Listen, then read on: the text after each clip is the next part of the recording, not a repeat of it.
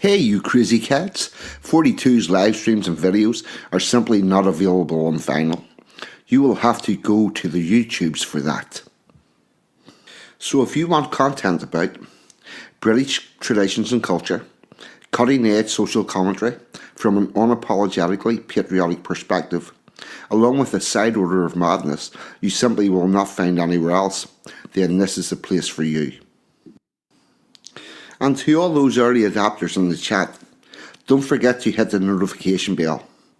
That's how you get the good stuff, and make sure you never miss a tasty treat. So with that being said and done, squeeze yourself in. Let's get into it. You know you want to.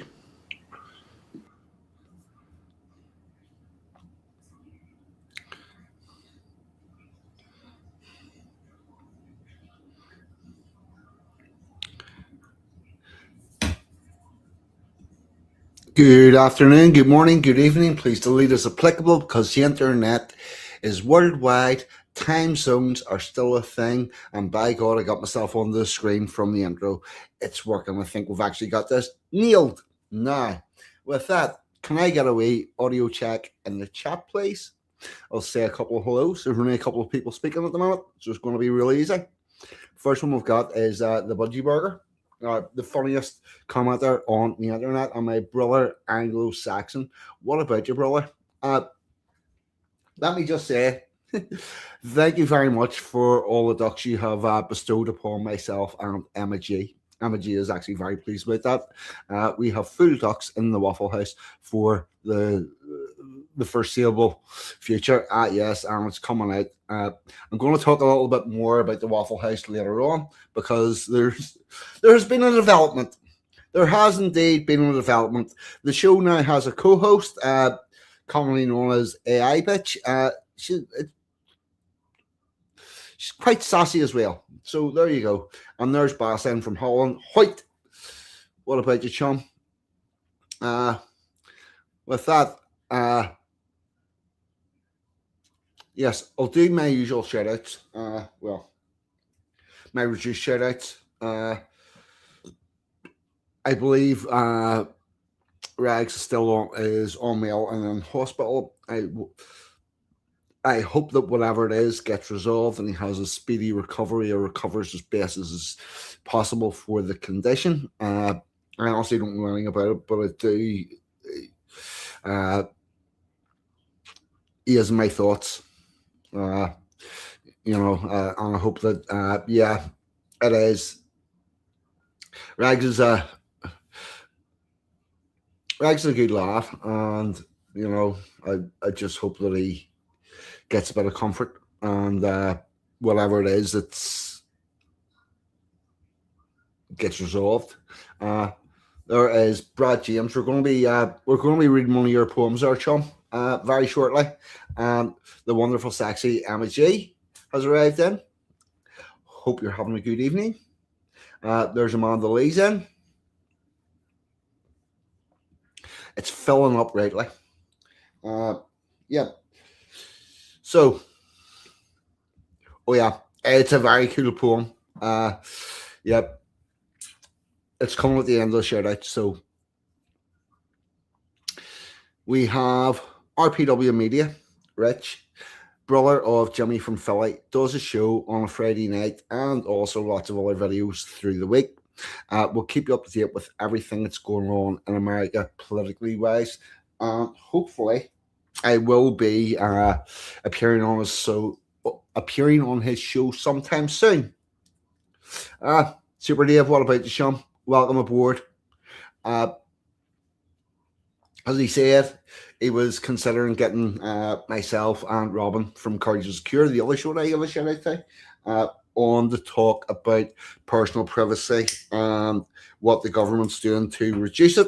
And there's Robin there. Yep, everybody's appeared. The British government is going a bit nuts with that too. Robin, you will guess what? They're looking at following Australia with the 16 over 16 under 16 ban for social media, which will sneak in a digital ID. of sorts. So yeah, I've got a lot to talk about that. They're also talking about uh, the end-to-end encryption on WhatsApp and removing that function and having all those messages scanned. I don't know. I've got this really weird feeling that if the government want to look at, yeah, lockstep is indeed fun. Yep. Uh, you know, I think if the government do want to delve into your messages and whatnot, it should be because they have found evidence from elsewhere that points towards you being a very, very likely suspect, and them reluctantly having to take the action of increasing your surveillance to read your private messages. Oh, by the way, anybody that's got an email address, any emails that have not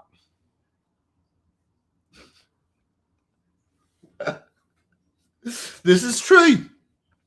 This is true. They will not understand my messages, and Emma G does struggle, and she receives the most of my messages. I'm not a prolific messenger, as Emma will also attest to.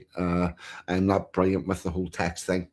But yeah, I think that should be an intelligence based decision from elsewhere. But no, they just want to look at everybody. So yeah, there's that. It's fucking great.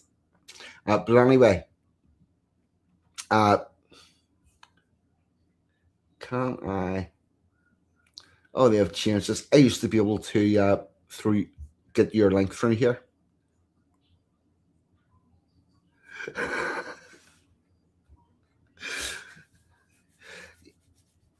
No, Brad, I think this is something to do with uh,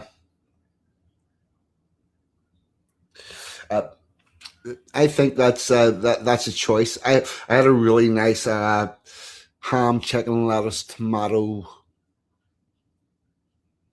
uh, ham, chicken, lettuce, tomato sandwiches this evening. It was lovely. Uh, yes, I know that it's a second one Anglo. It's ROBYN, and yeah, Emma G normally gives me 3 kisses at the end of a message, and whenever I have fucked up and not been communicating properly, the X's start to disappear or anything else, and that's how I know that I need to do a bit of work and get back at it. Yeah. So yes, subscribe to Robin. Courage is a cure. Uh, Emma or Brad, can you put that link up for us, please? And also Jimmy from Philly, who does a similar type of a job to Robin, only based in America. They both talk about the politics and how crazy they've all got. And yes, Rich mentioned something about possibly doing a stream with me and Robin, and I'm definitely 100% up for that. And Robin, yes, I do owe you an email and an invite to get this sorted out when you're coming on. I will definitely get that done tonight because my head is fucking fried. Yeah. Mm. Oh, there you go. There's Robin's, and they both did it. See, I have good mods. I have good mods. Um, Linda Hunter is in from Down Under, and with that, yeah, I don't know where I'm going, so I know what I'm going to do. I'm going to. This is from Brad's Substack, and I will be able to put the link for this up. Oh yeah, I know. I'll get there in the end. Yeah, this is from Brad's Substack.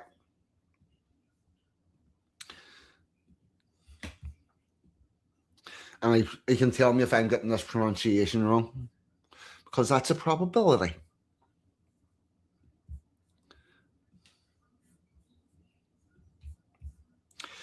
This is Ascalon, England, and the Spear of St. George. And Ascalon is the spear that St. George is reported to have killed the dragon with and carried in the battle. Check this out. When dark near consumes me whole, I turn my eyes to you, Ascalon. On days when conformity takes its toll, I turn my eyes to you, Ascalon. When tides overrun the isles of Avion, I turn my eyes to you, Ascalon. On days where my heritage is long gone, I turn my eyes to you, Ascalon. When my cliffs are stained by flood, my eyes turn to you, Ascalon. On days when roses lay broken, crushed, I turn my eyes to you, Ascalon. When ruins of Camelot are myths unsung, I turn my eyes to you, Ascalon. When our hollow crown lies dull on a throne, I turn my eyes to you, Ascalon. When light plays on the edge of Stonehenge, I turn my eyes to you, Ascalon. When we need to find what has gone wrong, I turn my eyes to you, Ascalon. When the sun glints off the fringe of your steel, I turn my eyes to you, Ascalon. When it's a beard against the floor of our dawn, I turn my eyes to you, Ascalon. When I scream defiance at the dissolution of us, I turn my eyes to you, Ascalon.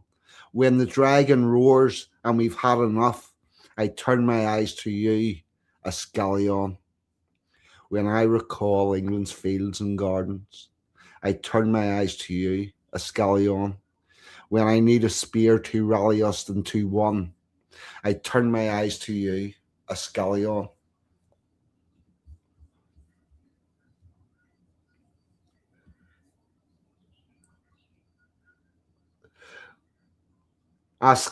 Ascalon,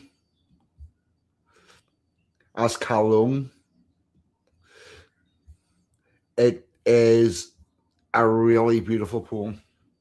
And what I like is the mantra in it and this notion that when we need inspiration, we can take it from our past. And there's plenty of it there. Plenty of it there. And that is as good a rallying cry as I have ever read. Much respect. Very well written, Mr. James. So there's that. And with that, oh, thank you, Amanda, but thank this man. He wrote it. It's a fucking cracker. It is a wonderful piece of work. Now, with that, we're 13 minutes in. No, that's not the screen I want. One momento. Right.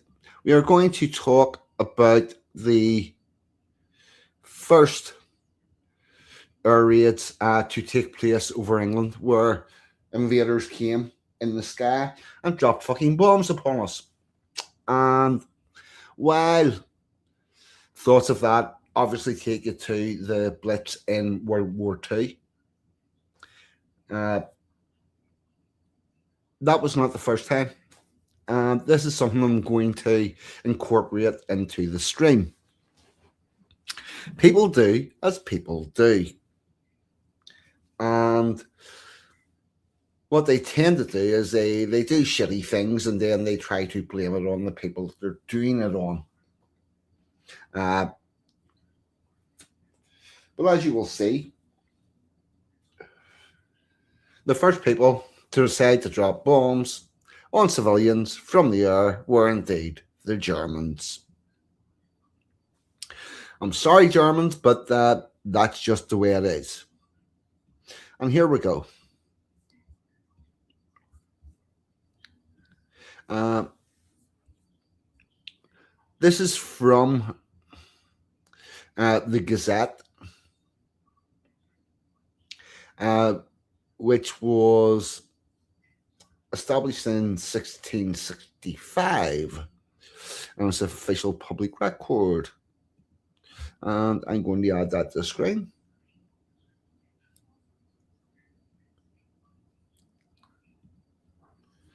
And I think I'm going to make this larger. If you zoom me in and zoom me in again, and we'll see what we're like on the. Yep, that's where we're at. This month in history: World War One, Norfolk Zeppelin air raids. The first raids were in February or in January, sorry, which is why I'm covering it at the moment. Here we go. You've got a picture of the Zeppelin and the searchlights looking up at it. A couple of trees there. I saw a bomb drop through the skylight and strike the pillow where Percy was lying. I tried to wake him, but he was dead. Then the house fell in. I don't remember anymore. This is obviously a witness testimony. During World War One, Great Yarmouth in Norfolk was the first British town to experience a horror of civilian fatalities during an aerial bombardment at King's Lynn, with King's Lynn soon to follow. On the morning of 19th of January 1915, two German Zeppelin airships, the L3 and L4, they are very they put a lot of time and effort and thought into naming these ships. L3, L4. I'm going to guess the one built after that was L5. Took off from Fish Bottle. Yeah, I'm deliberately butchering that. Took off from Fish Bottle in Hamburg, Germany. The airships had been heading for the Humber, but bad weather led them to reroute and discharge their bombs over Norfolk. The Zeppelin airships crossed the Norfolk coastline about 8:30 p.m. The L3, captained by Captain Lieutenant John Fritz, then turned southeast towards Great Yarmouth, and the L4, under the command of Captain Lieutenant Count Mungus Fine Platten Hammond. What the fuck? Is that really a name? One momento.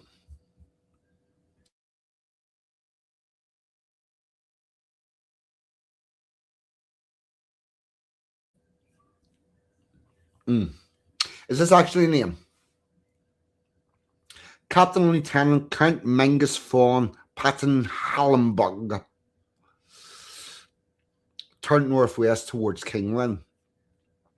After dropping parachute flares between the coastal villages of Happyspur and Witterson to assist in aviation, the incendiary bombs with no fatalities and incendiary bombs which no fatalities caused, the Zeppelin L3 dropped bombs on the working class district of St. Peter's Plain in Great Yarmouth. It's always the working class districts to go for. The reason for that is actually quite simple. What they're really looking for is the factories. And the factories were built first, then the houses were built around the factories for the workers. So whenever they're dropping bombs at the factories or hitting the houses that the workers live in, this is something that's going to run through this stream as well. People getting killed going to their work. I've got another story about that later on. Of course, that one's from Ulster, also involves a bomb, but there you go. The bombings,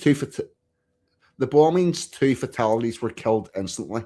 Samuel Smith, a 53-year-old shoemaker, was the first British civilian to be killed by aerial bombardment. He was said to be standing in the road when the bomb dropped. Martha Taylor, 72, lived at 22 St. Peter's Plain and was next to be killed in the attack. A blue plaque unveiled in 2012 stands in their memory in St. Peter's Plain. Extensive damage was caused to the area. Windows were blown out and walls and woodwork shattered in all directions. There was a devastating blast damage to the front of St. Peter's Villa, Beeching South Dock. Beeching South Dock was hit when two vessels were targeted. After dropping incendiary bombs on Sheringham, Doncaster, Haslam, Senniston, Durringham, and Grimton, the L4 went on to King's Lynn at about 10:50 p.m., which has got to give me a question of how many fucking bombs could these crafts carry? Because that's quite the payload. In World War II, they hit one target, dumped everything there. So I'm not sure whether that went forward or backwards, because in one raid they're hitting quite a few places. The town had been plunged into darkness on the town's chief constable's orders, but the streetlights had already been seen. Bombs were dropped that were to cut short the lives of Alice Grizzly, 26, widowed just 3 months earlier after her husband had been killed on the Western Front. Fuck me. Her husband's out fighting on the Western Front, gets killed, and would do expect that in a war. She's fucking sitting in her house, and the fucker's got her too. And Percy Goat, aged just 14. And I stand to be corrected, but as far as I know, during World War One, there was no British similar bombing raids on German civilian areas. And while yes, there was a lot of civilians in danger because they lived where the front line appeared, I think this is a very different situation. Percy's mother said in an inquest report, "I saw a bomb drop through the skylight and strike the pillow where Percy was lying. I tried to wake him, but he was dead. Then the house fell in. I don't remember anymore." A further 13 people as further bombs went in to destroy densely packed terraced houses and damage the town docks. After dropping bombs on King's Lynn, the L4 turned east, ignoring the city of Norwich, most likely due to poor visibility, and headed towards the coast. This air raid brought the efforts of the war zone home to the British people. These were not military men, but civilians, as young as 14, going about their everyday lives, who were the victims. There was much anger, and morale among the British people dropped as further raids were feared, and the dread that the German invasion would be soon to follow. About 52 raids by Zeppelins and other airships were carried out in the UK during World War One, killing a total of 557 people and injuring 1,358.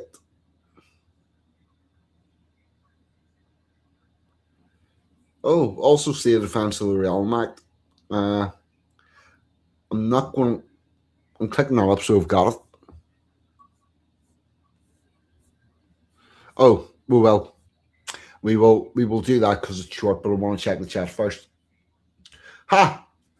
The man himself, Rich, RPW Media, does a really good show on a Friday night. I was in mostly looking last night. Really good show. All right, Robin is about tonight as well, Rich. I will get an email off to you. I also need to email Robin, and we'll see if we can organise a stream about the whole personal fucking privacy action. Willie's Desert Hangouts in. What about you, chum? Welcome aboard. John P. Adventures is in. I watched your wee video that you put out there. Privacy, yes, that's the fucking thing. If the governments have their way, we'll have fucking none of that. We'll have none of that whatsoever. Uh, yep, that's me up to date with the chat. Oh, uh, RPI, what about you, Sean? Glad to see you here. Uh, JP does a lot of very short videos. If you're into any form of like Star Wars type spaceshipy stuff, have a look at him. There's a lot of those sort of short videos. John, they're good videos. I'll say one thing. you, they're not really my thing, but they are good videos. Uh, there you go. But you don't get a shout out. Nah. Oh yeah.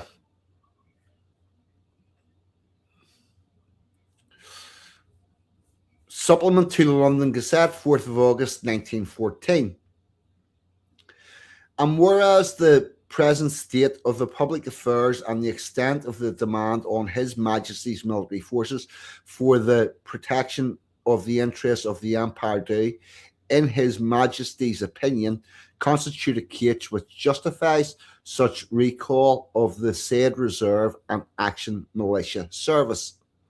Now, therefore, His Majesty, by and with the advice of his Privy Council, is pleased to order, and it be hereby ordered in pursuance of the said enactment, that the militia reserve of the land of Jersey as a whole be recalled to active service, and that notice of this order be given by proclamation and warning of aforesaid. Warning of what was said before. And His Majesty is further pleased to direct that his order, together with the proclamation aforesaid, a copy whereof accompanies this order, be entered upon the register of the island of Jersey and observed accordingly, whereby the Lieutenant Governor and Commander of Chief and Bailiff and jurors and all other His Majesty's officers for the time being in said island, and all other persons whom it may concern are to take notice and govern themselves accordingly. So they're saying that these attacks by air prompted Jersey to recall its military. Relating to the militia reserve in the island of Jersey, whereas in pursuance of the act included Lure sur la Malice, passed by the States of the island of Jersey on the 10th day of October 1905, and sanctioned by order of the Council of the 11th day of November 1905, where this day pleased and by and with the whole be recalled the active service, and the notice of order be given by proclamation and warning to each service's residents. Now, therefore, we do hereby, by that, and with the advice of our Privy Council and our royal proclamation, give notice of our said order, and do direct that warning thereof be given to each reservist. So this is them telling all the reservists, get yourself ready, because you're going to have a wee job to do. So there you go. There's that. I'm going to go back and check the chat.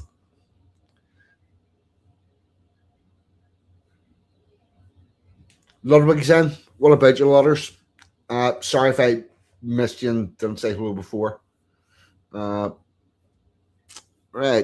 What are we on? We're on half an hour.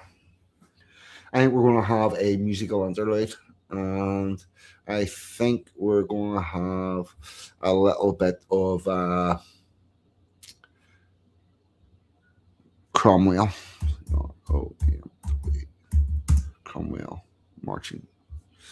Yeah, we'll have the English Cromwell battle song. Not particularly real.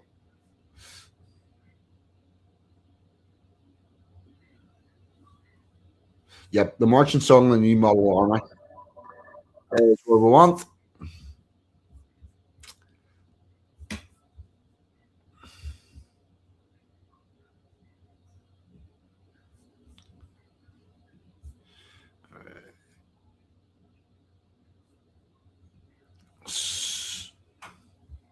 Sorry, it's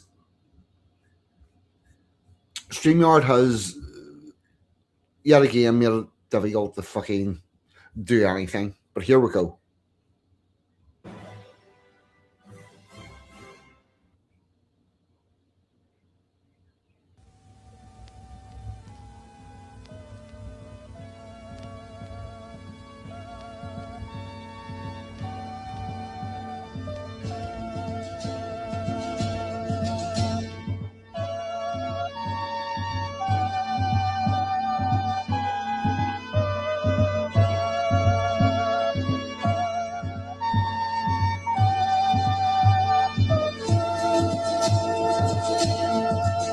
March, march, army of saints, marching with order where Calvin in battle.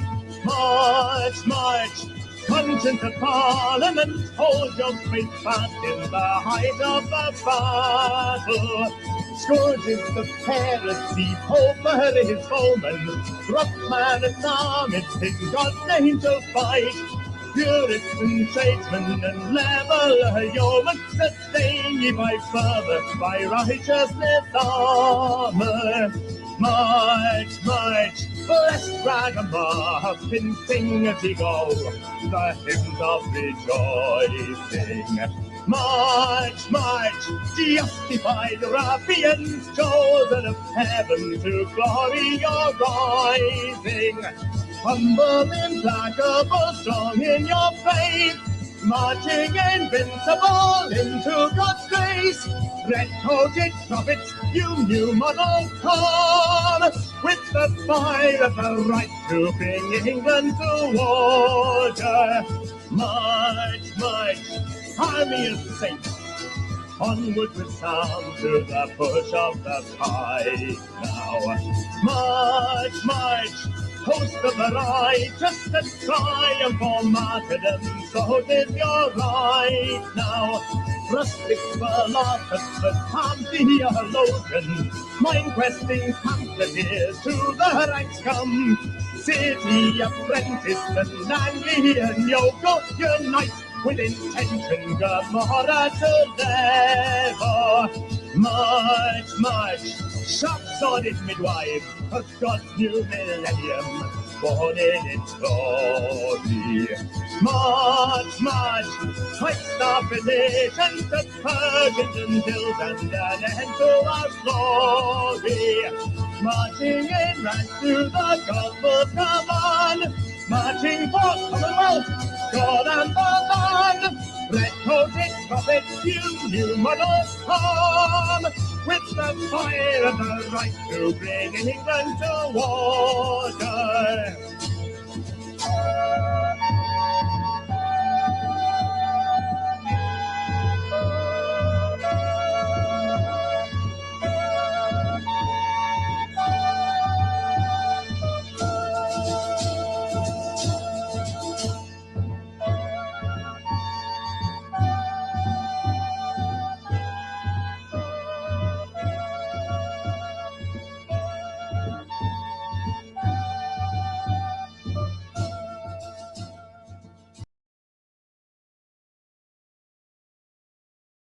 There we go. That was the marching song of the new model armor or army. And Mr. Cromwell. Oh, well, he will be coming up later. There's Don Browning's in as well. We've got a full quota of Australians in. It's really good.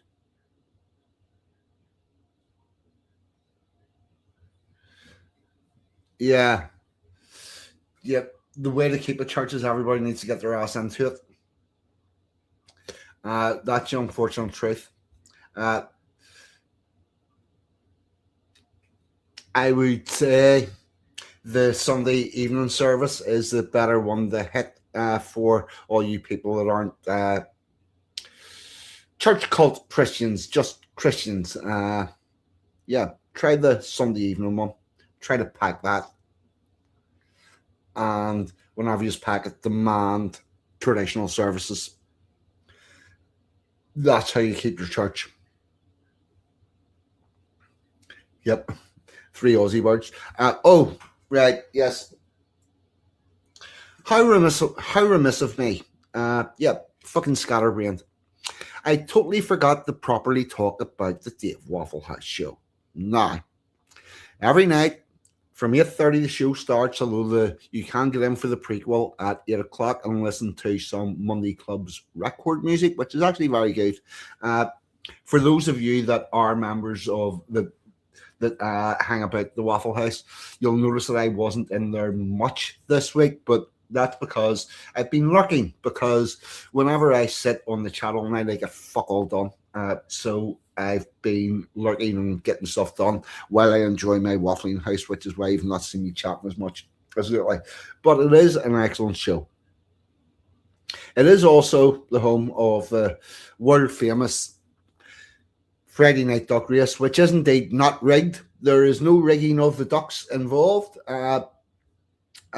All I can say is that thanks to this man, Anglo-Saxon, both Emma G and I have got ducks going forward for quite a while because he fucking bought us them. And that is wonderful. Thank you, Anglo, honestly. Thank you so much for the ducks.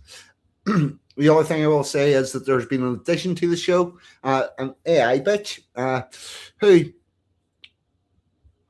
does indeed. Yeah, it is. It's cool. It's what we need. We need places where we can hang out and just fucking be and not have to make everything political and fight about everything. We need a place to relax. We need R&R. If you're going to spend time in the trenches, you need somewhere to go back to. And that Waffle House, that's where you go to. And that's where you'll find your friends. It's a really important show and a really important asset for people like us who just don't believe the mainstream media. Nah. Yeah, I bet who has arrived. And Dave has changed the parameters. Say something.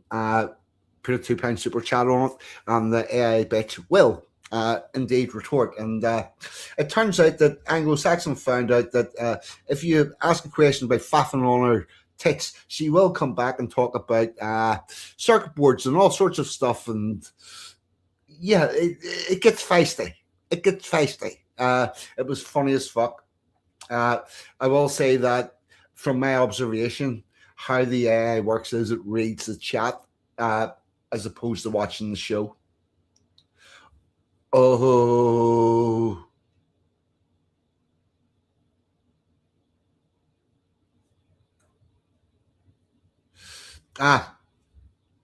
The program puts what says which ducks are going to be in the front line. You haven't seen this new thing. Just give me one memento. One memento. I meant to do this earlier, but yeah. Just let me see. Friday, right? Okay, we've got Friday, and let's see. Hold on. Just give us one memento. Yep. Okay. Here we go. We're sorted. This is what happens. Share screen. Get that up. Here we go. This is AI, bitch. I'll cut her off, mate. I'll send her over. Willie's the Sethang I'll House send super her chatted over. $2. Duck's my new AI girlfriend, but I hope she loses. For $14. 41, and they want ducks for 42. Is this some kind of code? Am I decoding a message from a secret duck society? Maybe at Anglo-Saxon is onto something here. 42, that's the answer to life, the universe, and everything according to Douglas Adams, right? But ducks? What do ducks have to do with anything? You know what, forget it. I'm just gonna assume at Anglo-Saxon wants me to quack like a duck 42 times. Quack, quack, quack. Okay, I've done it.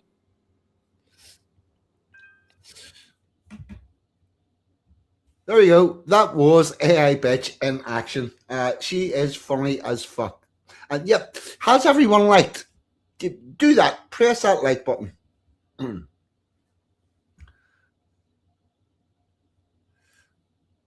Right, and with that, we will return to. Oh yeah, it is funny as fuck, mate. It really is.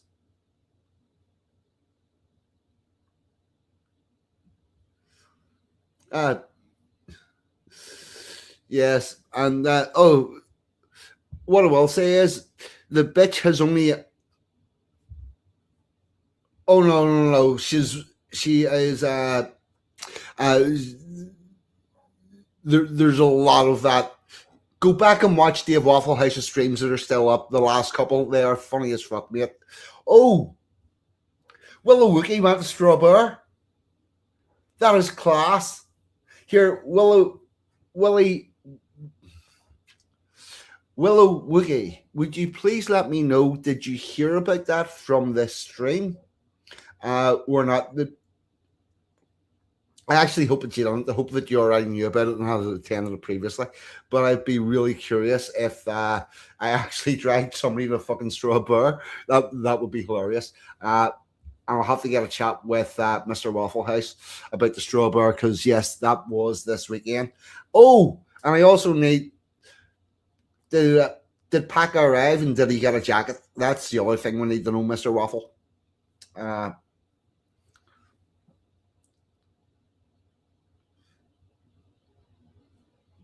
Tricky Woo was the third leg. Thank you very much. And with that, we're going to get back to our content for the evening. And we're going to talk about the first air raids on London.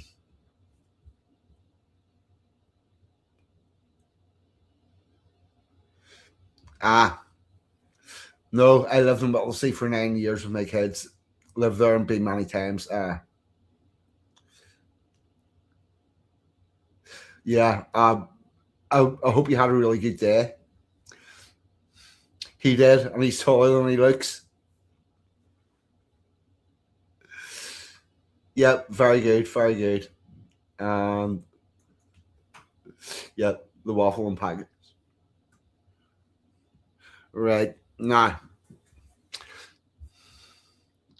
The first air raids on London. Let me see if this is looking. I'm not sure why the London Museum has put a pigeon with this. Let me just have a quick check.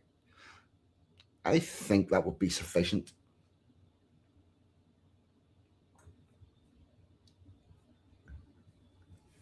To pack into a walk through Whittlesea with matching leather jackets to the tune of Staying Alive. I hope they did.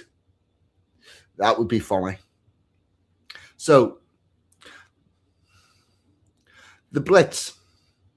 Nazi Germany's intense bombing campaign against the British during the Second World War in 1939 to 1945 was one of the most infamous chapters in London's history. And yet, 20 years earlier, the city experienced many of the same terrors. Between 1915 and 1918, the violence of the First World War reached London. German planes and airships known as Zeppelins were used to target the capital in sporadic bombing raids, killing 668 Londoners and wrecking homes and businesses. I'm wondering why this is higher than the 500-odd figure that was in the last article, but there you go. Maybe that's just me.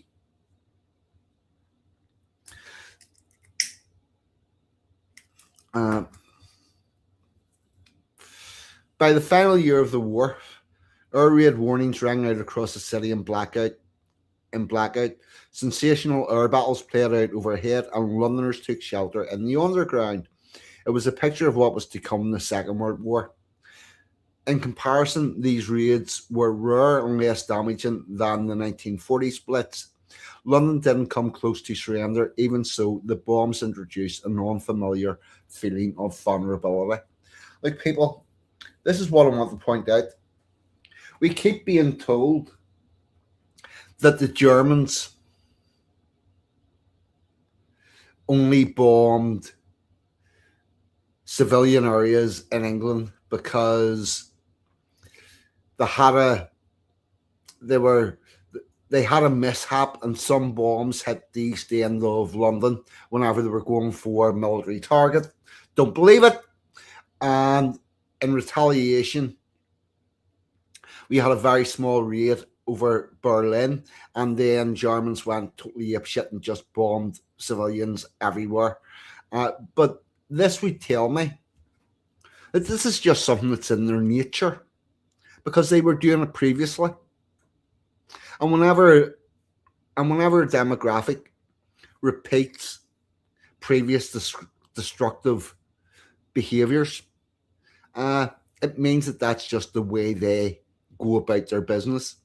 And all of the wringing of hands and use that of first thing is just a fucking excuse for doing their shitty behaviors.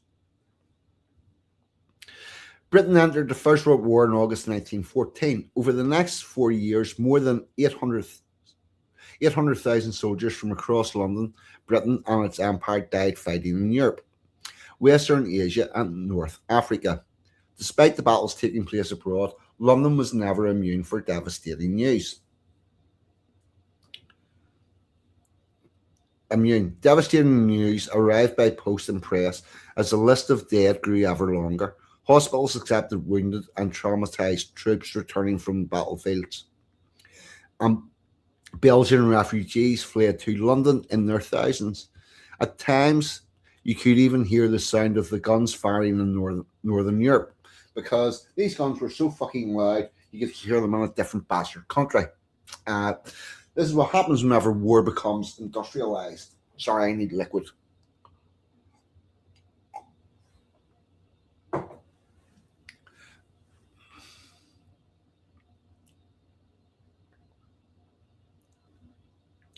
In May 1915, a visitor reported London looks distinctly more abnormal now. More soldiers, more bandages, and limps, and more nurses. Quite the seasonal sense of strain. Why was London targeted in the First World War? London, the capital of Britain and its empire, was a military command centre. It was a transport hub for the flood of soldiers going to and from battle. It was also an industrial powerhouse. How we moved troops in World War I was almost exclusively with trains. And London obviously has very fucking large train stations capable of transporting absolute masses, such as Clapham Junction.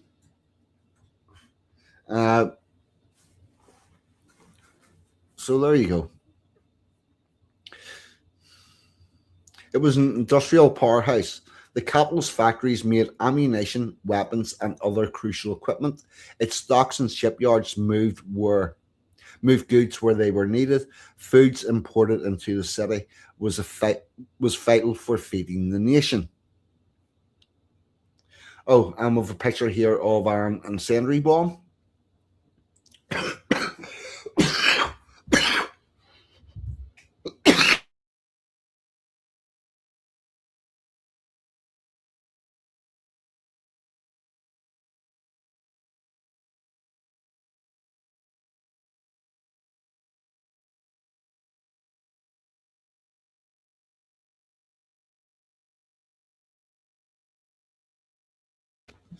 Sorry, people. Had a unexpected coffee fit. I normally know when those are coming, but that was out of pure blue sky. Caught me off guard. No.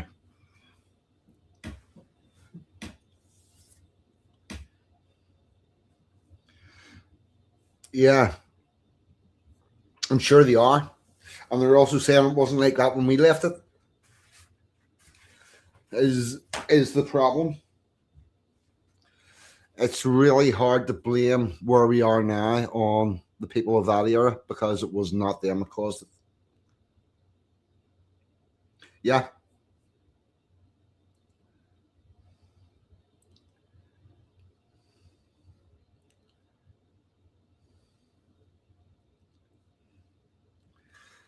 Yeah, but who are you protesting?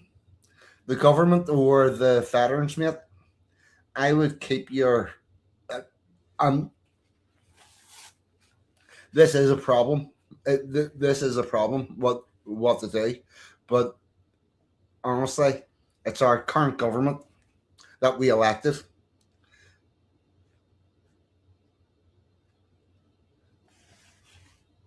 Uh, yeah, and United Nations and all that sort of stuff. It's a clusterfuck.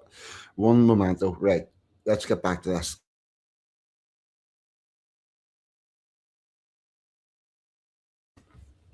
Right, where was I? Yep, incendiary bomb. What are Zeppelins? Air balloons have been used in war since the late 18th century, offering a useful view of the battlefield.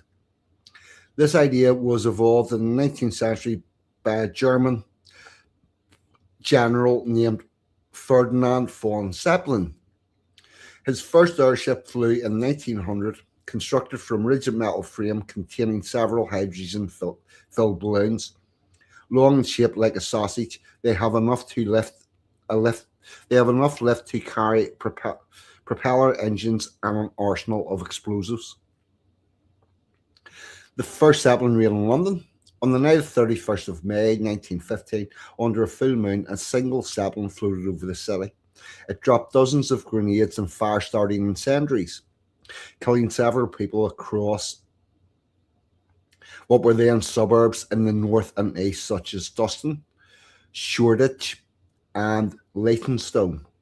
The first known hit was at 16 Ackland Road in Stoke Newham. The suffragette Sylvia Pankhurst,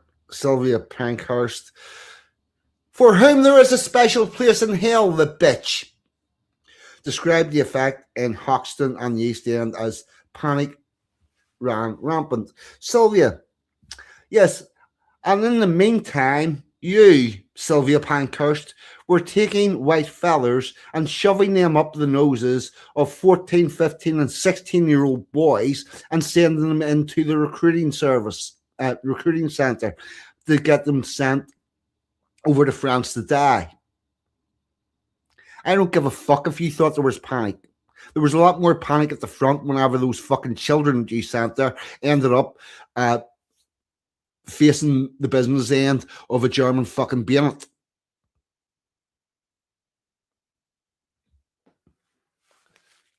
And relax.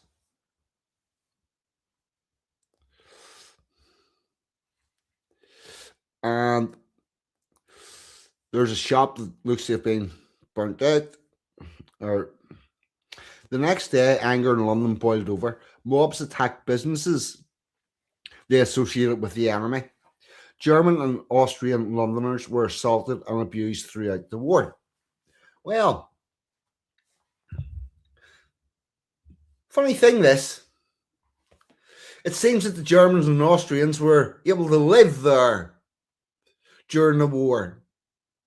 Not sure too many Englishmen were fucking living in Germany during the war. I don't think they did too well. Larger Zeppelin raids came in spells in 1915 and 1916. Several involved more than 10 airships. The airships lacked the technology for precise navigation or accurate targeting. Bombs were often dropped almost at random, falling right across the capital. Yeah, because they didn't give a fuck. There's English people down there, let's kill them.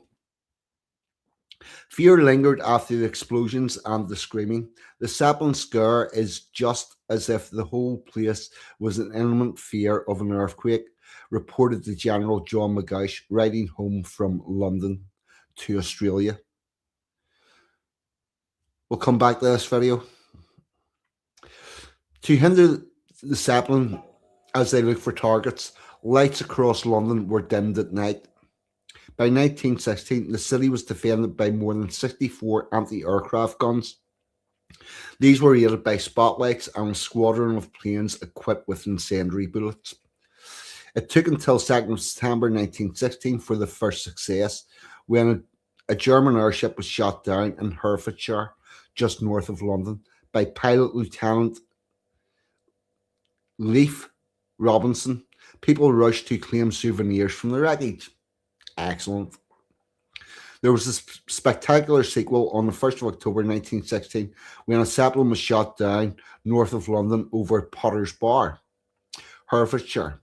Set alight by incendiary bullets, the Zeppelin crashed to the ground, a flaming wreck, watched in awe by tens of thousands of Londoners. Fuck, it would be great to see that thing coming down. I would enjoy that, and I would jump up and down. Beside one raid in 1917, London didn't have to contend with Zeppelins again. German planes became a new threat. The First World War was the first conflict to see widespread use of aircraft. After Zeppelin raids stopped, London was haunted by Gotta Hum, the sound of a new heavy bomber plane, the Gotha. The first serious Gotha raid was on the 13th of June 1917. Around 11:30 a.m. in full daylight, 14 Goths arriving above the capital. It was one of the worst attacks of the entire war, killing 145 Londoners, including 18 children at a school in Poller, East London. I never knew that we actually had planes dropping bombs over London in World War One. That's actually, and it's actually quite. It's a story that should be better known. For most of the war, Londoners were given no warning about the approaching planes and Zeppelins.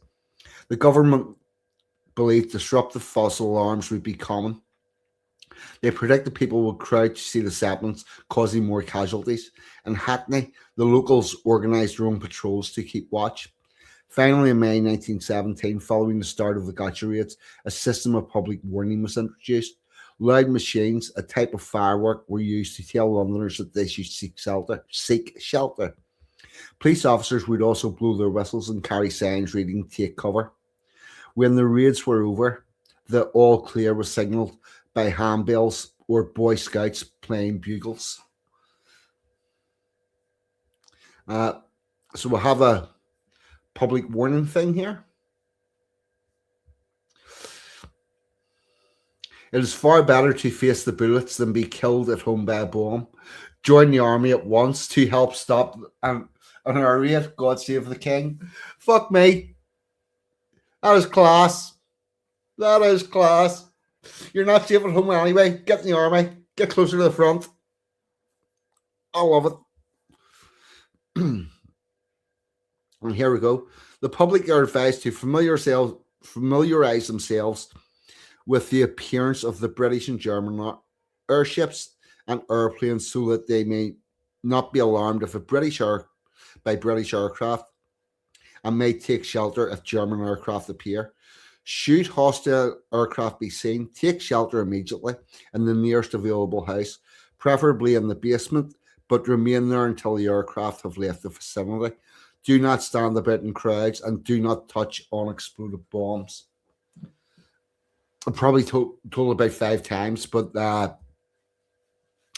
one of my uncles found an incendiary bomb during the Blitz in World War II and brought it home, put it on the stairs because he wanted to keep it. He thought he got something. There was quite the fracas, and then the air raid was called, and he got beaten. McGrawey dealt with him. There you go. So we've got pictures of the German airships and airplanes, and we have pictures of the British airplanes and airships, and all I can say is they look very fucking similar. I just thought the three had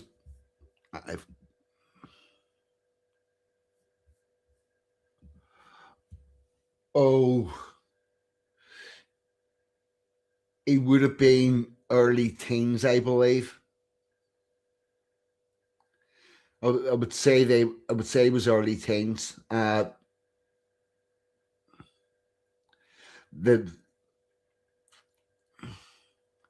It's hard to get a date on how old they were at any time because none of my uncles will admit how fucking old they are, and they all claim to be the youngest.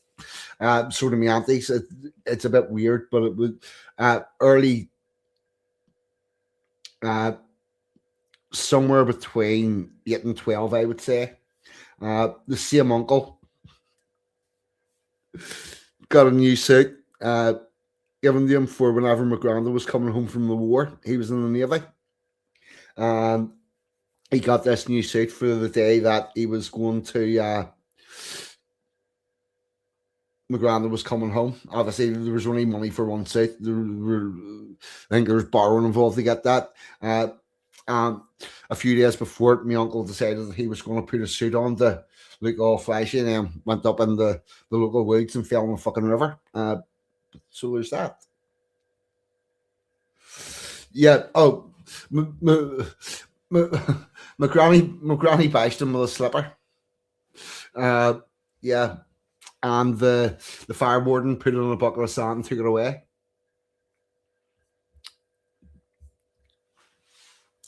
Anyway, let's see. Taking shelter. It is thought that 300,000 people were sheltering in London's underground rail system every night by the end of September 1917.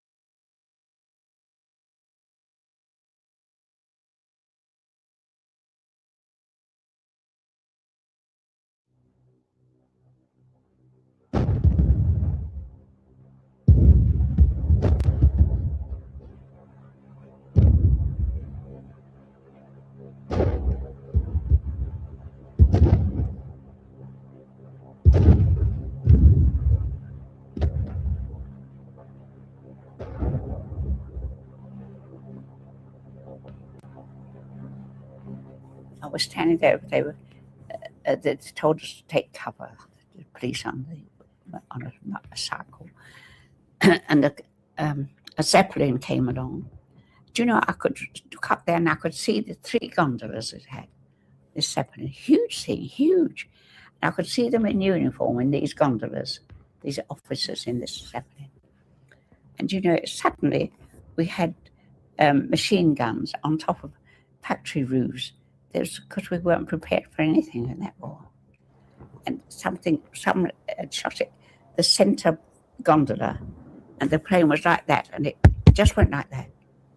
Just folded in half like that, gradually burning, but it came right to Cuffley. It dropped a long way, and I saw it, and it was following the Thames.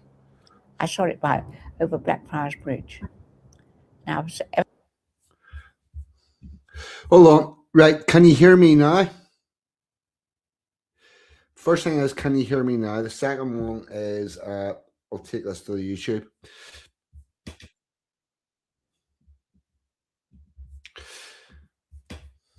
Right, check 1 2. Can you hear me? Right, good. You've got me.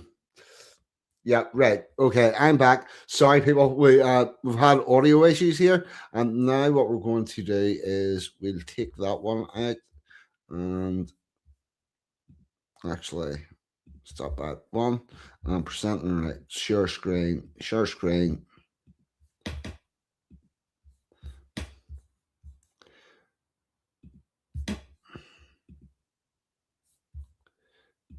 Now, let me know if there's audio with this.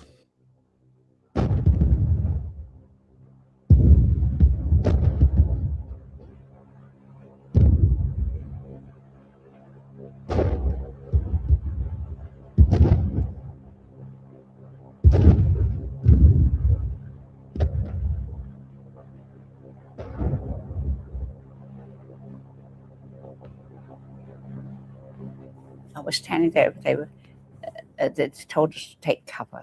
The police on a cycle, and a Zeppelin came along.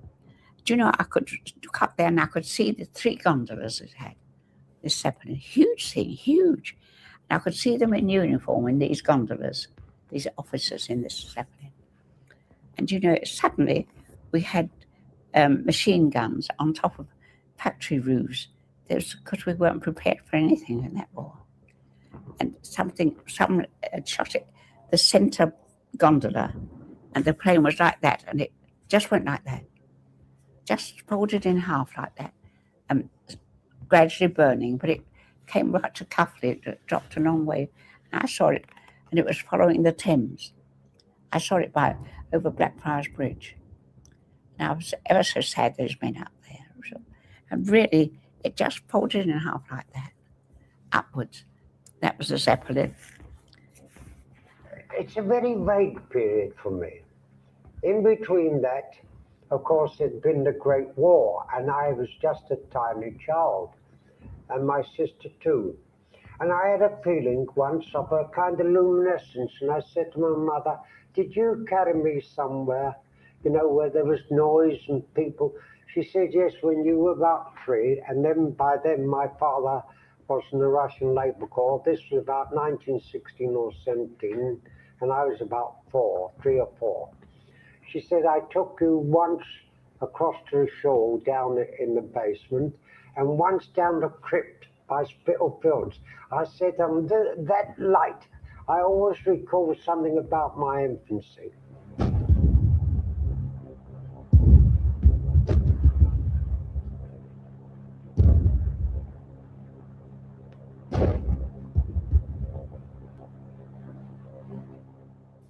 But when I was at Walmore Street, there was a raid on, so we were told to get underneath our school desks, which we could, which we did.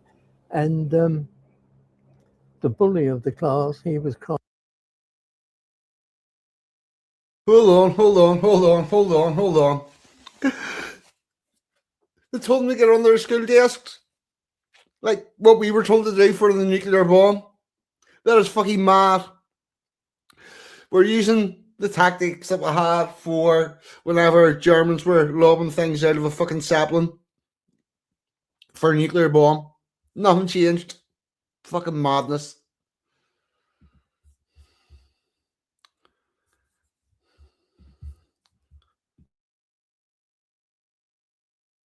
Crying his eyes out, so he never regained his status after that.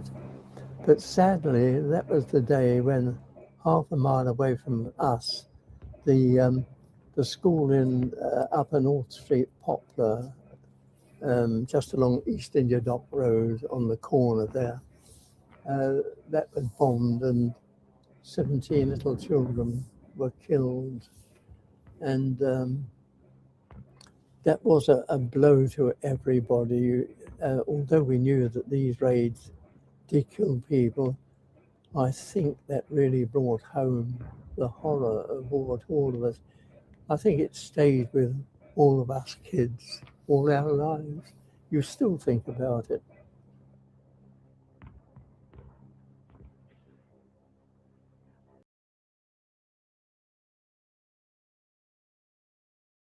There we go. There's some eyewitness accounts, and the last one was quite, a load of kids killed. It's really not good. This is what happens whenever you indiscriminately fucking blow things up. Now, what are we going to talk about next? I think we are going to go to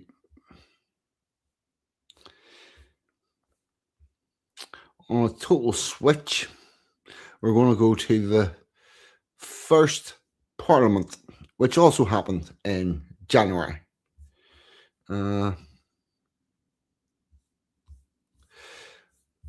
Set up by Simon de Montfort, and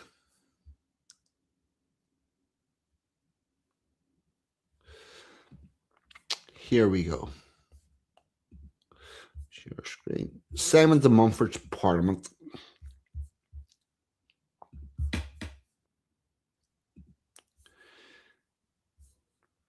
I think I will do size.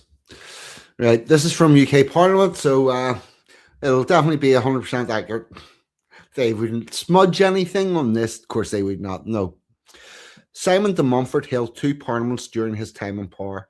The second of those took place in Westminster between January and March 1265 and was the first parliament at which representatives of the cities and boroughs were present, alongside knights representing their counties to discuss matters of national concern, as opposed to granting taxation.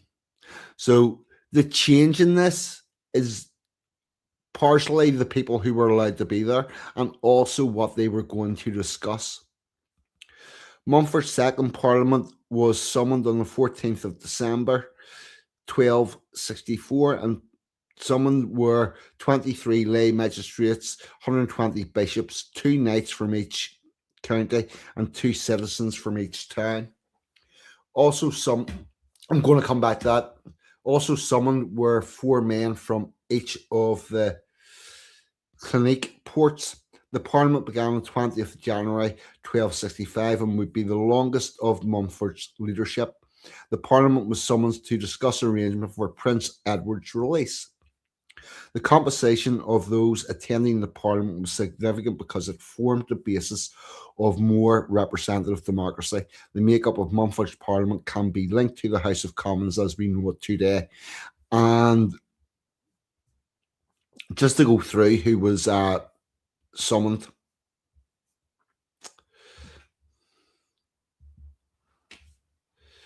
So, 23 lay magnates. So these are people that are involved with law, but not full-on lawyers. So they have understanding of the law from both the legal side and from the common person side. 120 bishops. At this stage in time, it was thought that the bishop prayed for everyone, the knight fought for everyone, and the farmer fed everyone.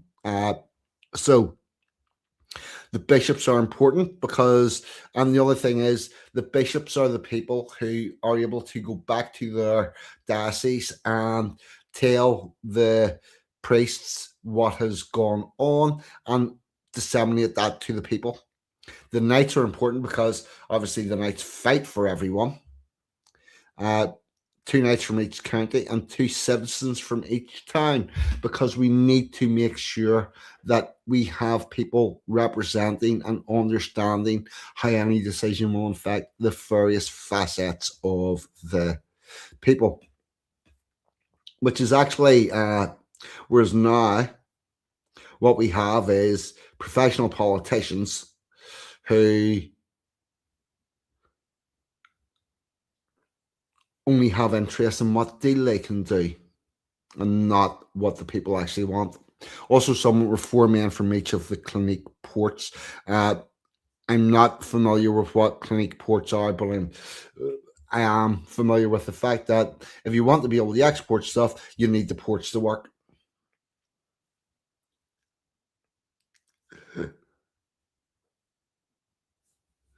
Yeah.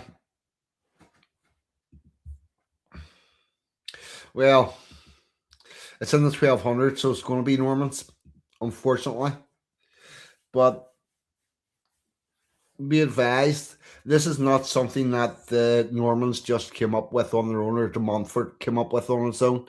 He did this because he was feeling a lot of pressure from the general populace, and it was also an effort to stop them rising up against him and taking their whole fucking country back. But that's where we're at. And now, where are we? And we will see what the Encyclopedia Britannica has to say about this parliament.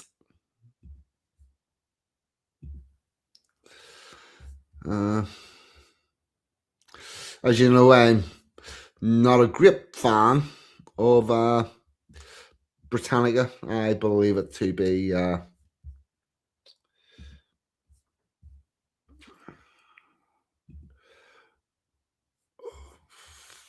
fuck's sake.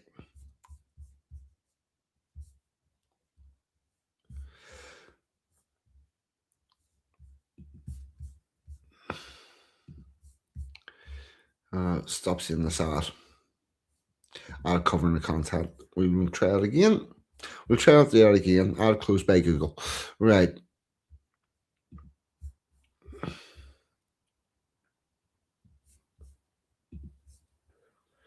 Gorkapedia. That I haven't. But I am looking at all sorts of different sources because Britannica has just pissed me off way too much. But we're going to persevere with it and see what they say about this parliament.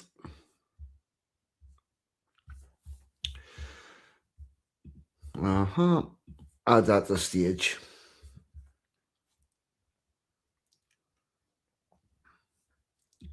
Oh, whenever you were a kid, the Encyclopedia Britannica was accurate.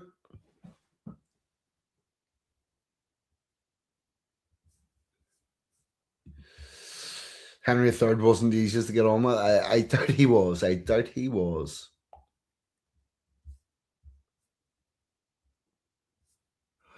Right. Here we go. Oh, fuck off.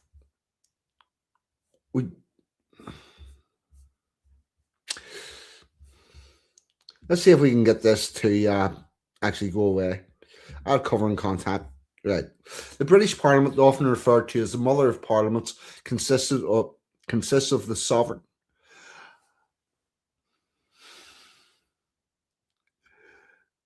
Yeah. So you take off the ad because it's covering the content, and they put on another ad that covers the fucking content. You know what? Fuck it. Britannica, you can go fuck yourself. That is gone. I know what I'm going to do. I do have other stories.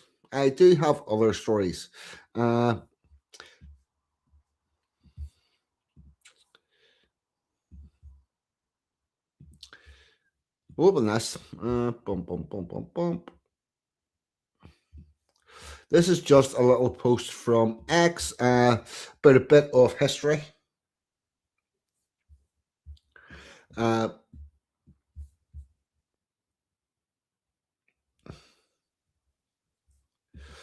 Iceland had the world's very first parliament, by the way. Who ran it and how democratic was it?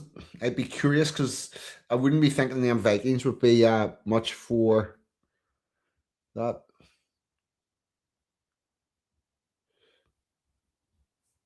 Hold on. We interrupt this broadcast for an important month. Dave and Mrs. Waffle, both lovely. Didn't stay long. We saw his mum's basement where he gave Manny Paca lots of printed stuff. And we left before it got awkward because we were all antisocial. Perfect.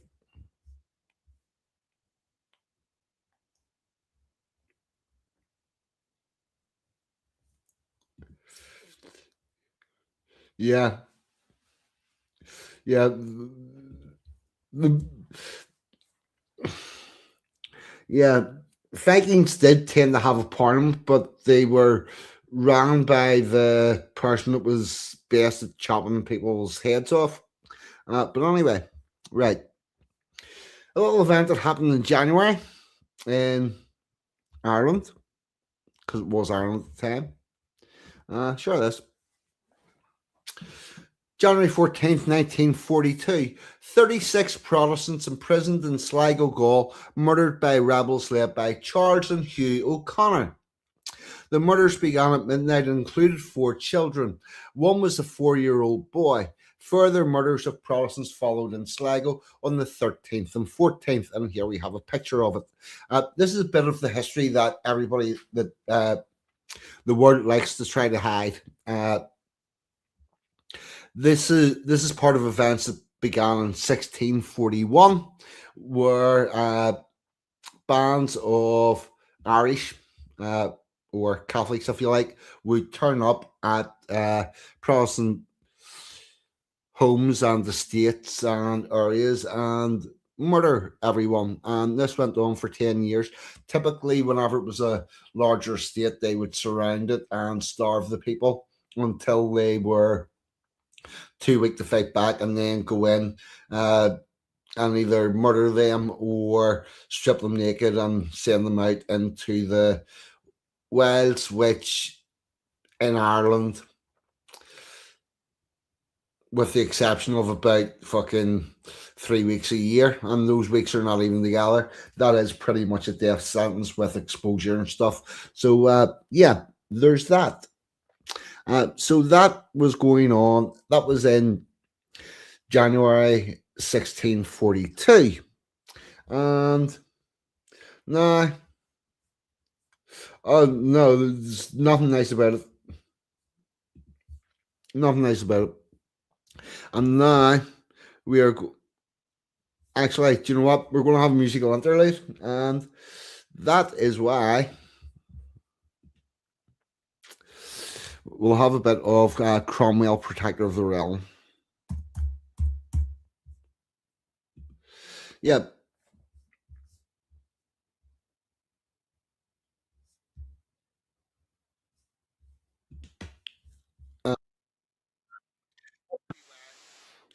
The people from here are quite pleased with this man, Oliver Cromwell, because he came and put an end to all of that stuff and wreaked our revenge. And here's a little song about all of that. The interesting thing is that people that complain about Cromwell always tend to, particularly about Cromwell in Ireland, they really don't want to talk about the stuff that happened before Cromwell arrived, which is the type of thing that we just discussed there. And here we go. We'll have Cromwell, Protector of the Realm.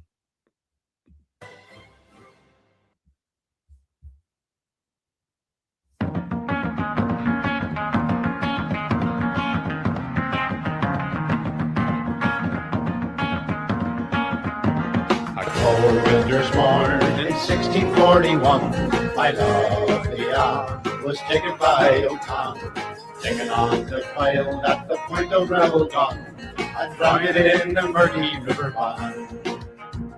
Hundreds more were taken at this date, butchered and dried or buried in the sun. O'Neill's false promises ensured the same fate. I cursed his papist army to a man. Then one day arrives a night at sea, 100 of our ships all coming to my land. And all peace dead, protector of the realm, and he smiled and placed the sword into my hand. Off we marched to Drogheda, to Aston's guarded town. Together we stormed it with Cromwell at the helm. He screamed, "You watchers, remember Portadown, and Cromwell, protector of the realm." And now I go with flowers to see my lovely Anne. I go and tell her that her death was not in vain. I tell my children about the Lord Protector and how he saved our people from the sin. Written in his hand some pretty kings and queens, Elizabeth the First, and Alfred comes to mind. But the Lord Protector emulates them all, Oliver the top one you will find. Cromwell, the greatest British king, strong in his beliefs, he never let us down. He fought for his people and he rid us of O'Neill, as we took our due revenge for Portadown. Cromwell, the greatest British king, strong in his beliefs, he never let us down. He fought for his people and he bid us all kneel, as we took our due revenge for the down.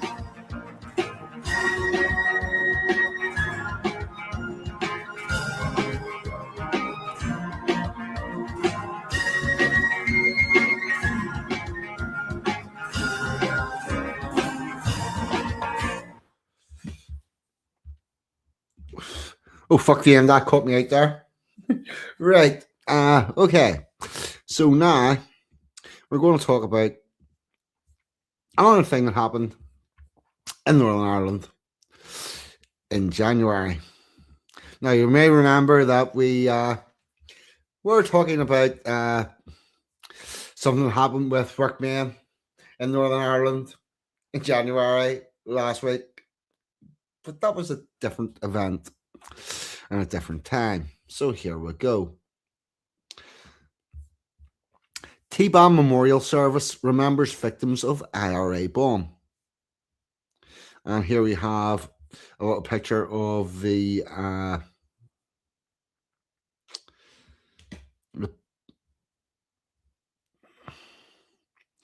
somebody could have cleaned the bird crap off that. So this was from 2022, but trust me, none of these facts have changed. More than 200 people have attended a religious service at County Tyrone roadside where the IRA murdered 8 Protestant workmen 30 years ago. The bombing at Taban Crossroads near Cookstown was one of the worst atrocities of the Troubles. Relatives of those murdered and some who survived the attack on 17th of January 1992 attended the service. The workmen were targeted because their employer did construction work for security forces. Yep, there you go. The company you work for has other people that do work for the security forces, so therefore you become, in their eyes, a legitimate target. In much the same way that the people who lived in London and the people who lived right across Britain in working class areas beside factories became acceptable targets. The service on the eve of the 30th anniversary of the atrocity included hymns and prayers and took place at a roadside memorial stone bearing the names of the victims. The men were travelling in a van which was blown up by a bomb left at the side of the road. It was detonated as the van drove past on the journey home from an army base in Oma, which means that it has been set off by a command wire, which means that at least one person has spent a bit of time lying in a ditch, probably waiting for this van to come to murder these people. And sorry, I need to get involved with that.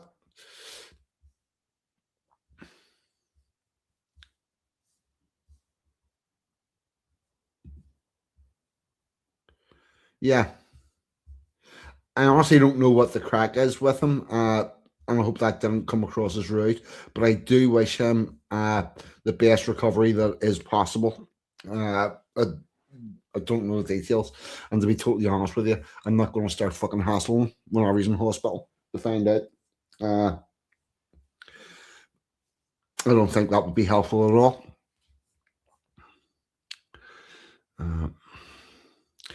The service took place on the eve of the 30th anniversary of the atrocity, including hymns and prayers, and took place at a roadside stone.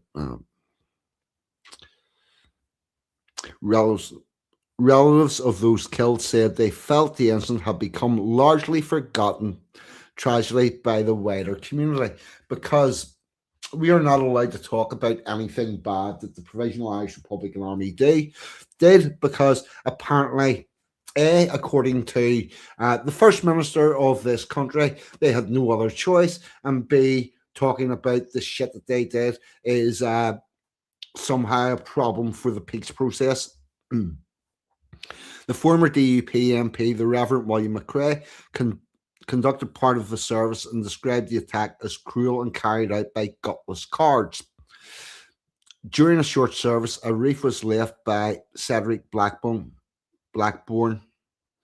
the chief executive of Carl Construction, the company the men were employed by. The names of those murdered were read out by Reverend Ivor Smith. Speaking before the service, Ruth Forrest, the sister of one of the victims, David Harkness, said she still clung to hopes that those responsible facing justice. Not a fucking chance. The murdered British people, they ain't seeing any justice for that. In fact, they're all probably sitting in fucking pardons while British soldiers get chased through the fucking courts. It's a very emotional day. It's like it happened 3 weeks ago, not 30 years ago. For me, I have never given up hope of justice. They were just ordinary civilian workmen doing a day's work for a day's pay. Here's a picture of the flowers, which has the names. I'm going to become the names later, so I'm not going to dwell on that one. She said her brother was a joiner and not political in any way. We couldn't understand why it happened, she added. My mummy and daddy went to their graves not knowing who did this. Mummy used to say, I would rather be the mummy of David Harkness than the mother of the people who carried it out. Well, this is also true, because whoever did it's fucking foul scum. And they will face justice in this, if not in this world, then in the next. So what happened at T-Ban? Here we have a picture of the fan.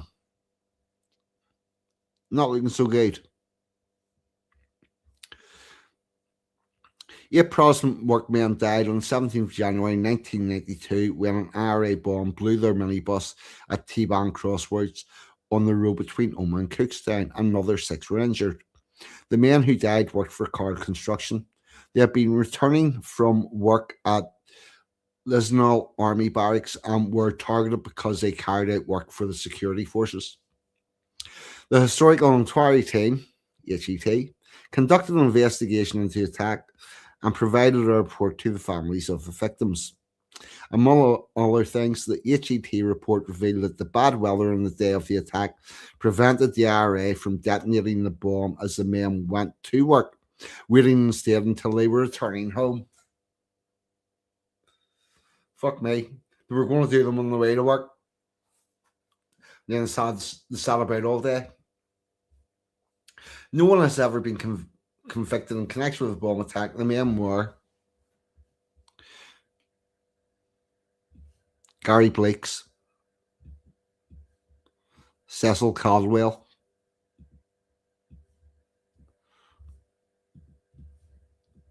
Robert Dunseith, Oswald Gilchrist, David Harkness,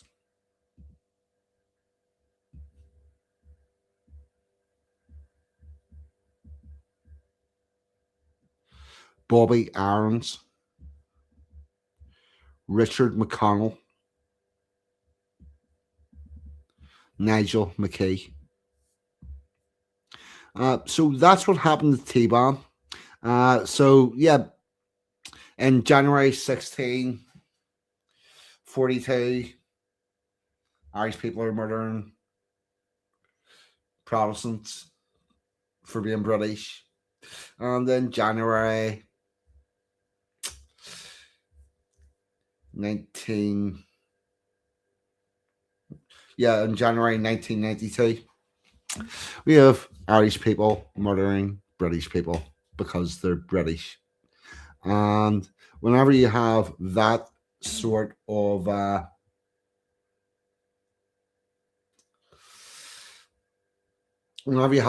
a track record, you can pretty much guess that they're going to continue doing that for eternity. Oh, I wouldn't doubt that.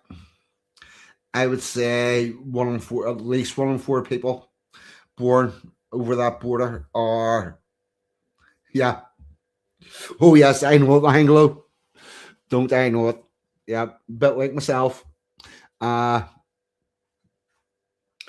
I'd be very surprised whenever if it wasn't that or even worse. And I don't see that changing anytime soon. And to be totally honest with you, knowing the Irish intimately as I do, I'm quite curious as to why it's been fucking allowed to happen. Because I'm telling you something. See if the Irish don't want a demographic there, that demographic starts to die. That's just how it works. That's how it's always worked. I don't know whether how come these people can integrate into the society that created the word fucking boycott. White Anglo-Saxon Protestant is what a wasp is.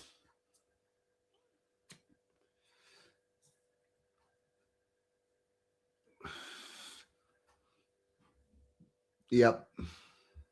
That would be our people.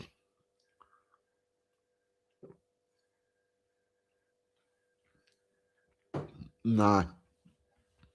I need to have a quick look and see what else I have in the hopper for the night. I thought that was going to take long. Oh, we do have, yeah, a bit about British soldiers. Yep.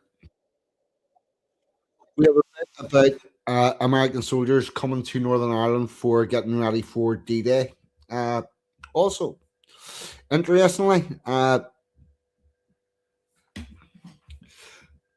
this ties in.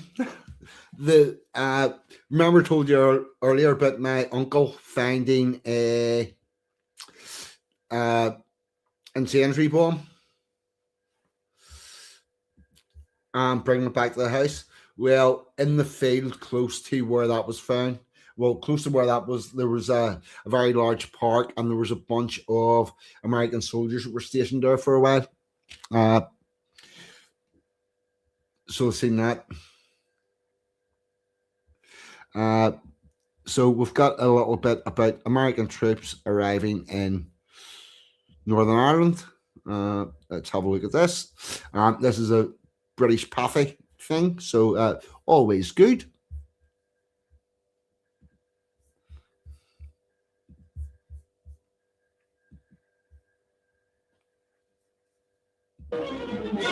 Two men with but one single thought, the overthrow of Nazism. Major General Russell Hartwell, commander of American forces in Northern Ireland, on the right, and Lieutenant General H.E. Franklin, commanding the British forces. The doughboys are here to do a job of work, and as they march onto the parade ground for inspection by their CO, they're watched by admiring groups of nurses of the Colleen variety. It looks as though they've had one patient already. It's too bad that the weather has not been kinder to these grand fellows from across the Atlantic. In their homeland, there's a choice of all 4 seasons at any time of the year. But in Northern Ireland, it's just one kind only, winter.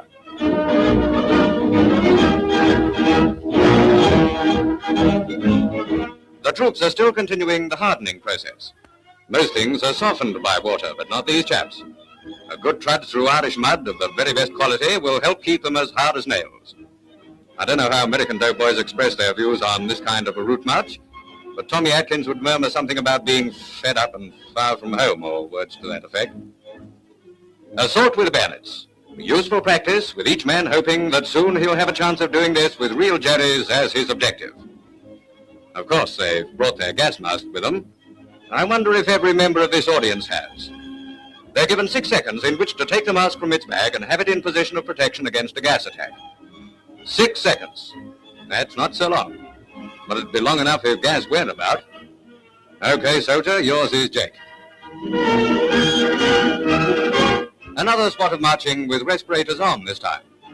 These fellows are going to give a good account of themselves when they get to grips with the Huns of Hitler. They'd eat 'em alive if their digestions would stand the strain. Well, we're glad to see you, boys. And now let's all tidy ourselves, face up to what's coming, and with confidence in our hearts, set out to conquer. My least favorite part of running a business is probably the accounting. I use Xero to keep track of what I'm spending, where my cash flows go. Sorry about that. Oh, fuck. Yeah. It sounds a bit like Rory. Right. Linda, if you look up British Pathy on YouTube,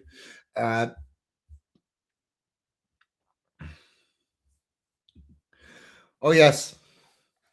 World War One, first gas masks. Piss and a bit of cloth work quite well. Yeah. Interestingly, if you're in the armed forces and you ask for a gas mask because you're going to do some training and you say, "Where's the gas mask?" They will indeed go and find you a gas mask, and it will be a World War One gas mask because they're currently called respirators. And yeah, and that gas mask will involve you pissing on part of it for protection and whatnot. You know, it's not great. Not great at all. The Second World War is better than the S10 respirator I'm familiar with. I really don't know, Boss.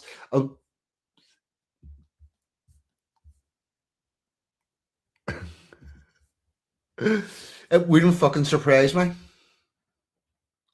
if he's in. It wouldn't. Do you know what? It wouldn't surprise me if he was knocking about with 23 Squadron.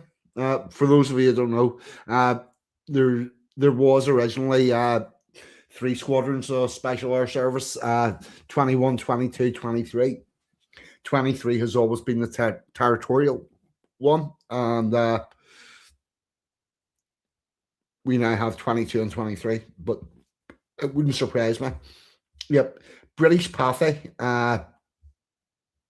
Linda, you will get all the news from that date, and it's just how people actually spoke and presented themselves. It's fucking amazing. And I'm going to do a little quick bit about the American soldiers coming to Northern Ireland. And let's see, add that to the screen. I'm not going to need to get larger. If you zoom in, this page has been archived and is no longer updated. Yeah, because fuck keeping your history right. Actually, do you know what? Them stopping updating it's probably a good thing because then they'll not inject any bullshit into it. After the terrible Japanese raid on Pearl Harbor in December 1941, the United States lost no time in entering the war, sending troops to the European theatre. On January the 26th, 1942, the vanguard of the US Army arrived in Belfast docks. Private Melbourne Hike was reputed to be the first GI to disembark on Ulster soil.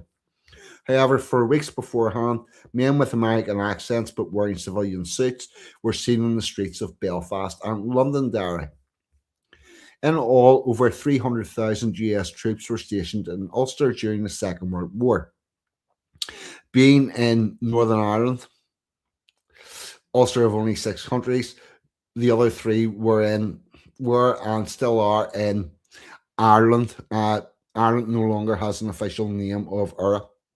The US troops had a handbook, a pocket guide to Northern Ireland, as well as mundane topics about driving on the left, working in pounds, shillings, and days, money, traveling on double-decker streetcars called trams.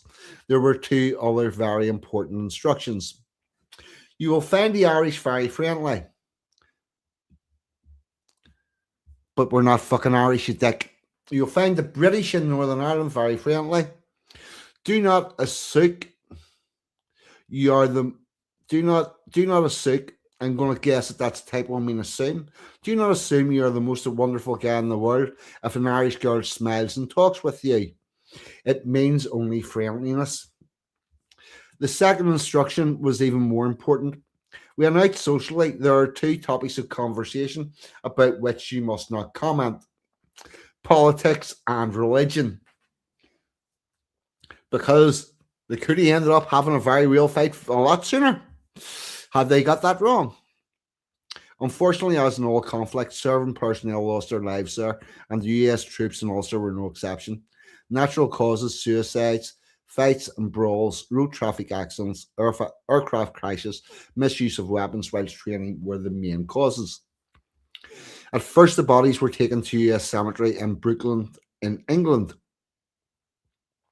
Then bodies were laid to rest in City Cemetery in Belfast. However, in 1943, a US military cemetery was opened at Lisnabreeny in the Castlereagh Hills. That's actually very close to where I live.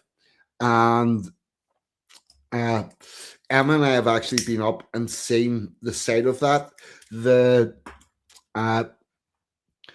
bodies were taken back to America a very long time ago, but the cemetery's there and the American flags on it, and yeah, it's in quite a nice place, and it looks over Belfast from the hills.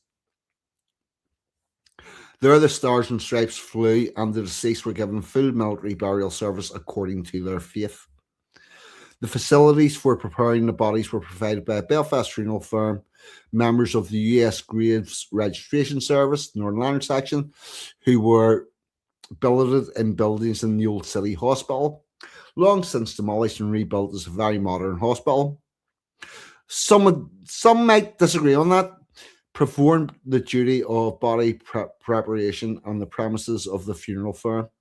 After the war ended, Lisnabreeny Cemetery was deactivated and their bodies were transferred either to Brooklyn Cemetery or to the United States. The 4 US Graves Registration Service personnel who were based in Belfast moved on to Europe and cared for the bodies of both Allied and German dead from Normandy beaches to Berlin, including the 84 young US servicemen who were massacred by the SS in Malmedy during the Battle of the Bulge in December 1944, February 1945. All 4 survived the war and returned to the US to open their own funeral homes. Sadly, today only one remains, but his memory of his time in Ulster and Europe.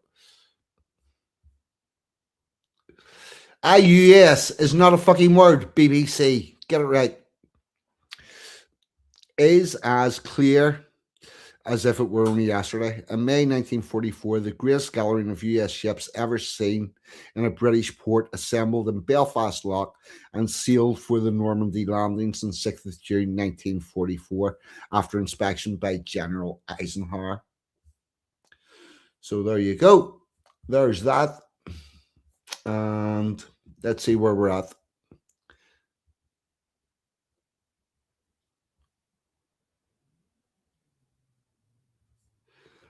Right, okay, and sorry, I'm just checking the chat. Yeah, you're talking about Paddy and all sorts of stuff. That's not. With that, I think we're going to begin. What we're going to do is we're going to have a quick, well, not a quick rendition. We're going to have a rendition of the England Day song. I'm going to need to cancel that because we messed that up. Video file.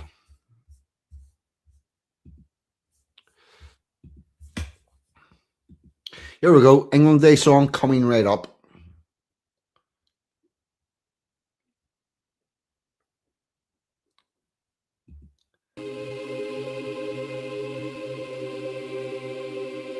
Who are ye in rags and rotten shoes, all dirty and bearded, blocking up the way?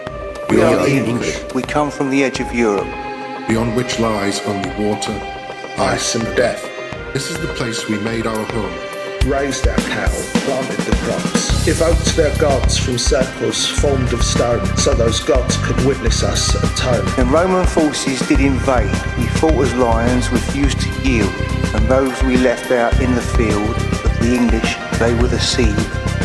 Who adversity did propagate, an indomitable people who we would fight, toil and mock in equal measure, and find humour in our adversity, because that is our way.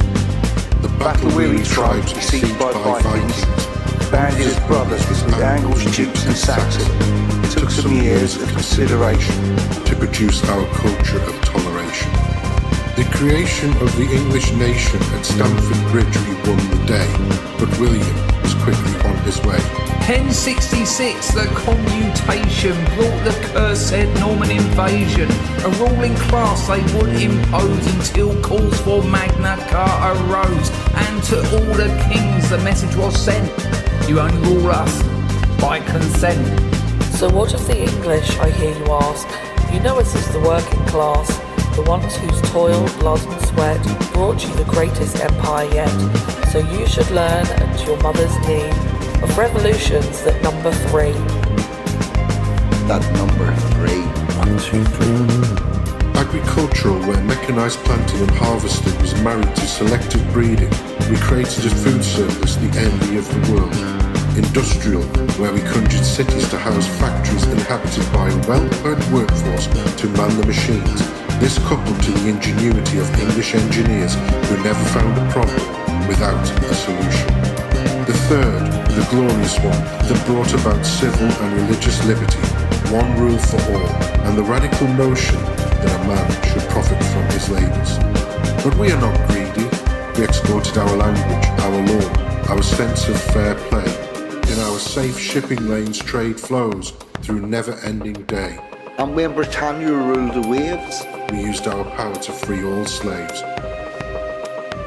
We managed the world and allowed all others to travel in the social order we created with humour in adversity, because that is our way. Achievements we have too many to list. From this small kingdom God has kissed, we travelled the world from the highest mountain to Arctics, Kabatic, tundra and back again. The traces of our canvas are in our railway lines that transport the world to work, our compassion in the water systems that hydrates foreign soil. We left everywhere better than we found it, because that is our way. I could list another thing or two, like how we taught the world to queue, but I'll leave that for another occasion. It's time to have a celebration, admire the wonders of our creation. To our ancestors, homage we must pay for doing things the English way. For we are the English, and this is our day.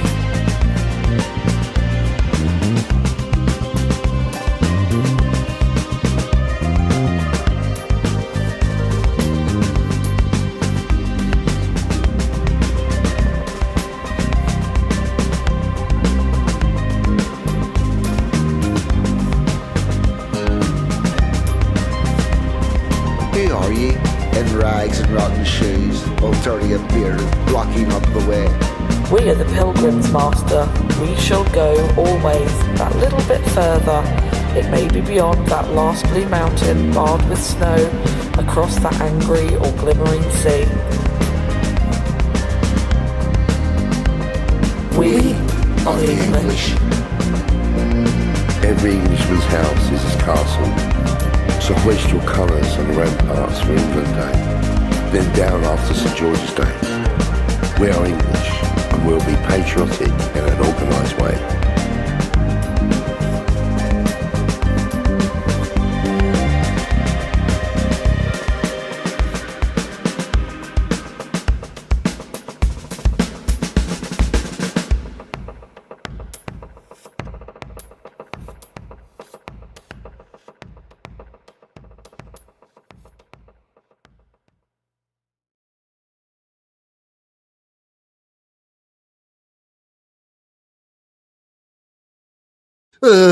Fuck. Yeah, sorry, had a bit of a technical issues there. Right now, I'm going to weigh in on this whole patty issue. Rich, I'll tell you what it is. Do you know what patty is? It's fucking sandwich spread for posh bastards that don't like the idea of the word sandwich spread, and it's overpriced, and it is fuck you. No, and then they take the sandwich spread and they spread it on the fucking crackers, and it's just mad.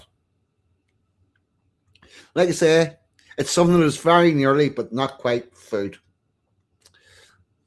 That would be my take on patty. Please know that other more made or nothing. Yeah. Oh, Anglo, each to their own.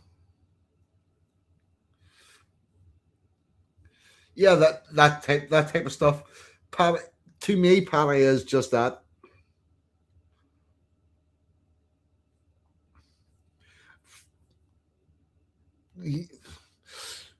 Nobody where I live had any idea what patty was.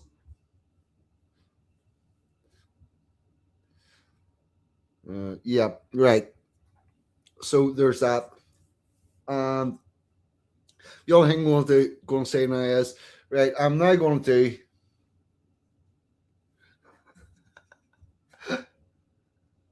other shite sandwich spreads are available. Yes, they are. Yep. 1 second. And with that, I'm going to rack out my outro, and I'm going to put all the comments up on the stream. And I think, seeing as you're talking about fat patty, which is almost fucking similar to the bugs, that's what I'm going to give you all. We are going to have Eat the Bugs for the outro. Oh, fuck. Yeah, no, you definitely can't. Fish, oh, fuck. Newsflash, I like cod and batter, and I like tuna, and that's about me with fish. As Emma G will tell you, also, I've got the blandest taste buds in the world, and I'm definitely ain't eating no bugs, but that's what we're going to have for our outro. I think it's in red. Yep, it is. There we go. We found it. I'm going to put up the outro, and I will put your comments up on the screen. Up on the screen. This is 42 speaking. Welcome to the Resistance.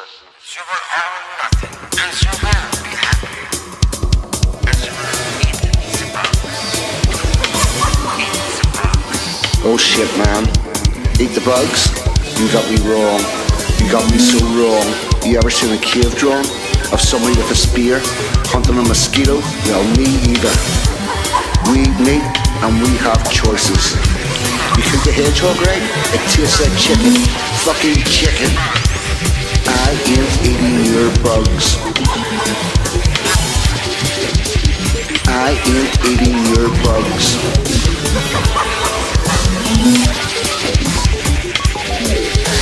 I started off with nothing and I'm never going back. I'm not getting on your progressive track. With Agenda 2030, I refuse to engage. I can see where it is going and it's just another cage. I've got hedgehog, I've got rabbit, I've got wild hog. Fuck it, I could even move to Alaska and get me a nice caribou.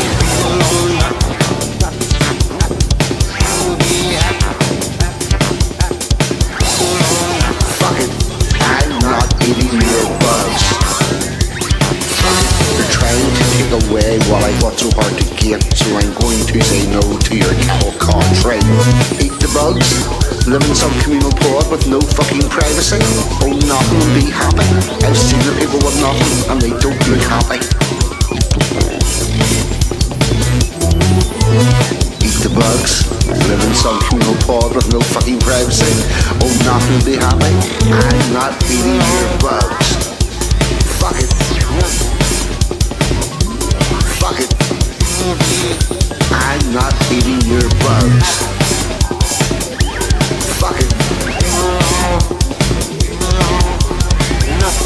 I'm not eating your bugs. Fuck it. Fuck it.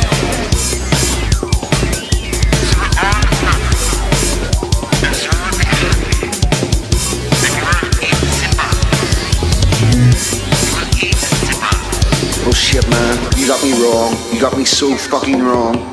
There are millions of us in the UK, billions worldwide, unvaccinated. striding out into our third winter of death with not a care in the world. Eating pig, eating cow, eating chicken, and we will not conform. Fuck it, I'm not eating your bugs. Hey, Klaus Schwab, this is 42, and I want the word with you. Motherfucker. This is the fourth industrial revolution. We have a window of opportunity for the great reset. Technology is a critical weapon. History is truly at a turning point. We can shape a better world, and we will reglobalize to make it a better place. So will all learn, and so will be and so will eat the bugs. I haven't got me talking. Why is the United Nations in charge of Stonehenge? Keeping me away from the stones? That's not world heritage, that's British heritage. You're getting to a point where the people just want to be left alone and going to get involved. Tell me again, why is the United Nations running Stonehenge? Fuck it.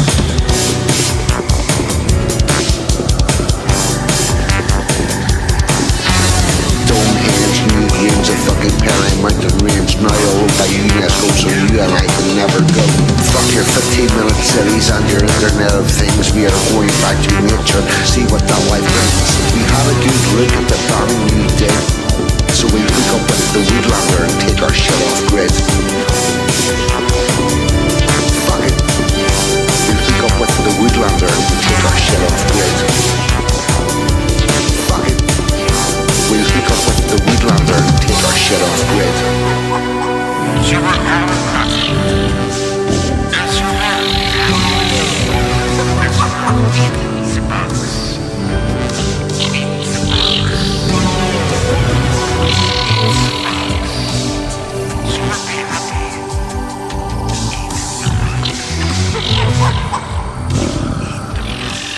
This is 42 speaking.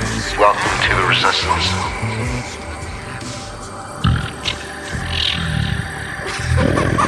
Fuck it.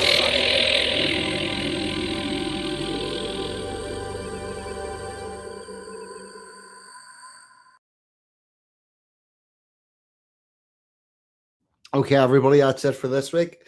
I have been 42, and you lot in the chat have as always been fucking amazing. Thank you. Good night. God bless. See you all next week. I'm out of here.